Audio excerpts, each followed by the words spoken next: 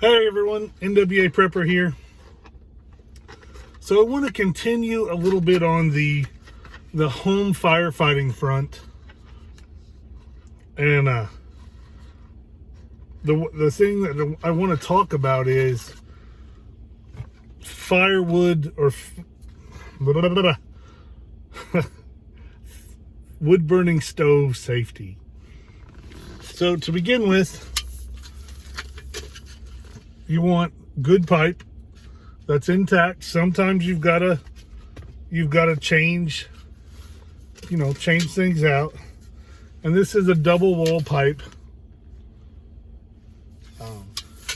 And this, of course, this is an adjustable piece. This is for a pellet stove. I don't have a pellet stove, but I do have a little stove that I'm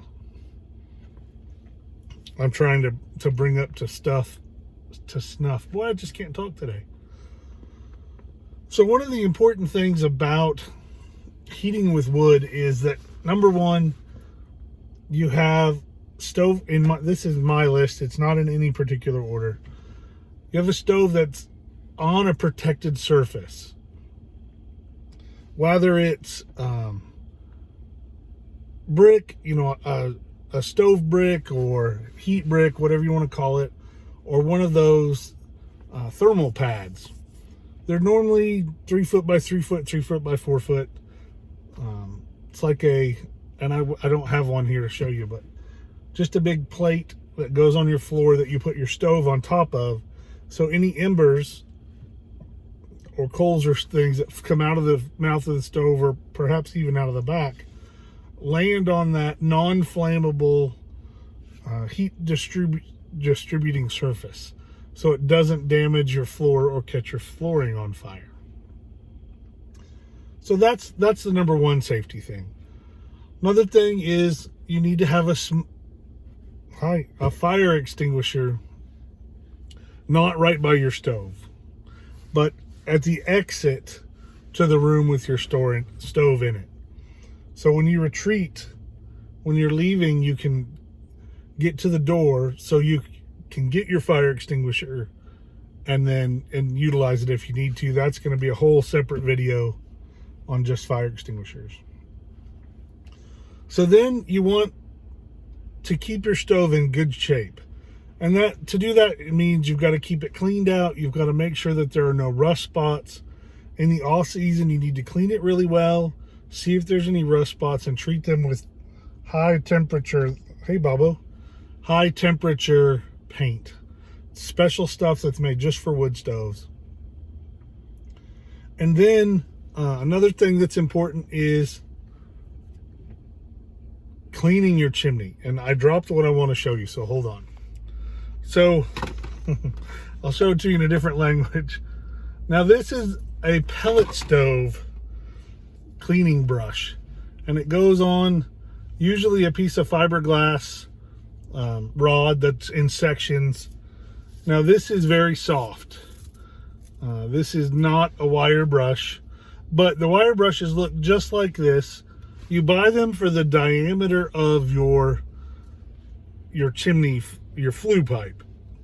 And so this one is for a 3-inch flue, which is too big for what I need. And so in this one, like I said, is for a pellet stove, so the bristles are a little softer. This one doesn't poke. I mean, you can close your hands all the way around this. For different kinds of stoves, these brushes are quite, they're just gnarly metal brushes. But this is a good example, even though this is a 3-inch pellet stove one. Imagine them being 4 inches or 5 inches or 6 inches. And these bristles aren't made of these hairs. They're made of metal or wire. So it's like a giant wire brush. But you need to keep your flue and your pipe clean. At the very minimum, you want to do it at the beginning of the season and at the end of the season. Very, very minimum.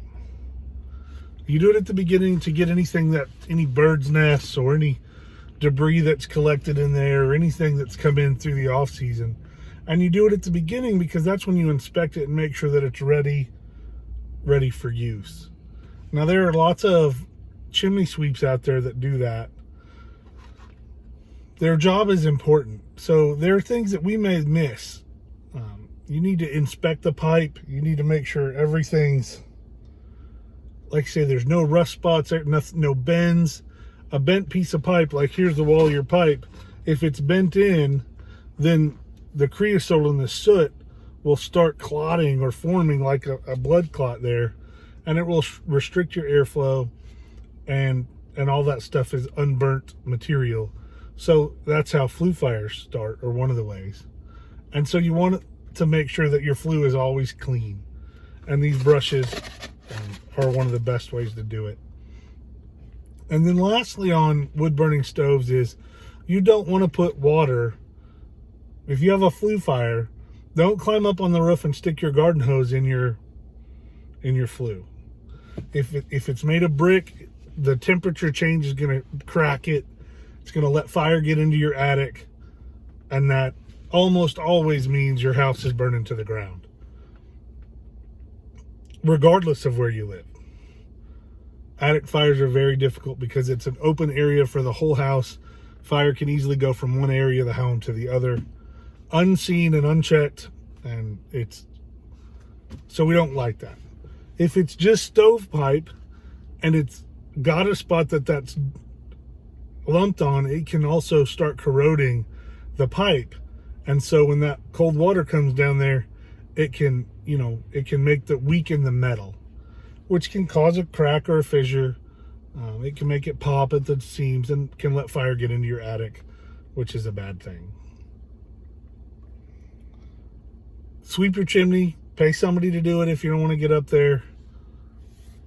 Have a fire extinguisher in the room, but not by the stove. You don't want to put your extinguisher by with the source of the fire. You want it to be on your way out, and then that way if it's not safe to use it, you're already near the exit.